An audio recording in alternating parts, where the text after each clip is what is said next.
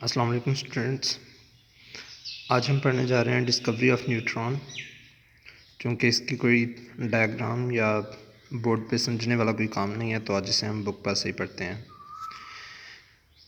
تو یہ جو ڈسکوری آف نیوٹران ہے، اس کے بارے میں اس کا جو ہم نے پڑھنا ہے، اسے میں پہلے جنرلی آپ کو بتا دیتا ہوں کہ ردرفورڈ نے جو ہے جب الیکٹران اور پروٹون کے میسز کو جمع کر کے کسی بھی ایلیمنٹ کے ٹوٹل میس کو دیکھا اور ان کے سم آف میسز کو، الیکٹران اور پروٹون کے میسز کو جمع کیا اور اس کی نسبت جس ایٹم میں وہ موجود تھے، جس ایلیمنٹ میں وہ موجود تھے، اس ایٹم کا اس نے میس دیکھا، تو یہ میسز جو ہیں یہ میچ نہیں کر رہے تھے۔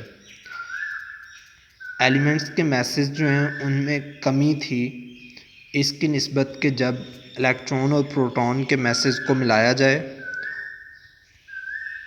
تو ان دونوں کے میسز کو ملانے کے باوجود کسی ایلیمنٹ کا میس جو ہے وہ کمپلیٹ نہیں ہو رہا تھا۔ تو اس پر اس نے یہ سوچا کہ کوئی نہ کوئی ایسا پارٹیکل، سب اٹامک پارٹیکل موجود ہونا چاہیے ایٹم کے اندر کہ جو الیکٹریکلی نیوٹرل ہو، جس کے اوپر کوئی چارج نہ ہو، لیکن اس کا میس جو ہے وہ پروٹون کے میس کے برابر ہو۔ تو اس کے بعد پھر چیڈوک نے ڈسکور کیا 1932 میں کہ ضرور ایلیمنٹس کے اندر جب ایلیمنٹس کو توڑا جاتا ہے تو ان کے اندر ایسے پارٹیکلز بھی ہوتے ہیں کہ جن پہ کوئی چارج نہیں ہوتا، یعنی کہ وہ نیوٹرل ہوتے ہیں۔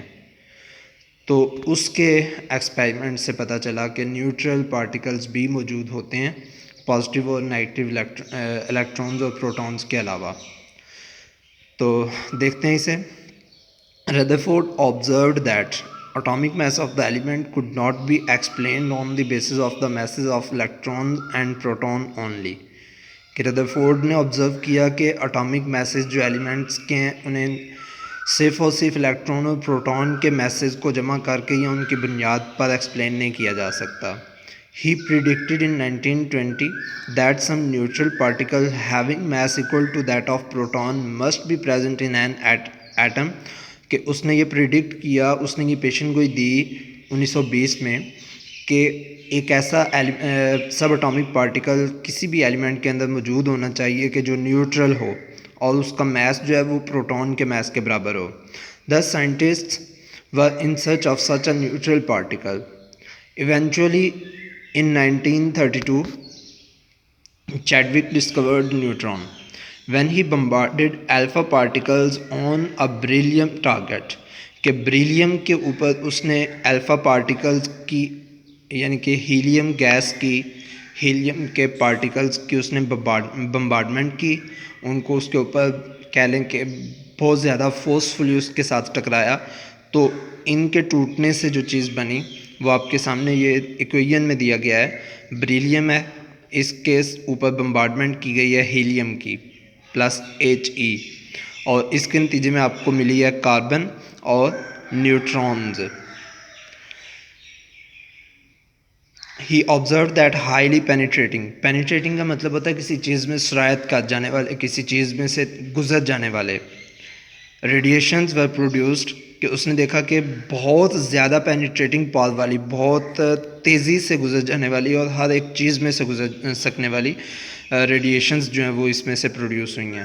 These radiations were called neutrons۔ In radiations کو اس نے نیوٹرونز کا نام دیا۔ آگے ان کی پراپرٹیز دیکھیں۔ Neutrons carry no charge, that is they are neutral. کہ ان کے اوپر کوئی چارج نہیں ہوتا یعنی کہ یہ نیوٹرل ہوتی ہیں۔ دے آر ہائیلی پینیٹریٹنگ، ان کی سرایت کرنے کی صلاحیت جو ہے وہ بہت زیادہ ہوتی ہے، الیکٹران اور پروٹون کی نسبت یہ کسی بھی چیز میں سے گزر جاتی ہیں۔ Mass of these particles was nearly equal to the mass of a proton. کہ ان کا میس جو ہے وہ تقریباً پروٹون کے میس کے ایکول تھا۔ اس کے ساتھ ہی آپ کی ڈسکوری آف نیوٹران جو ہے یہ اور اس کی پراپرٹیز جو ہیں یہ بھی کمپلیٹ ہوئیں۔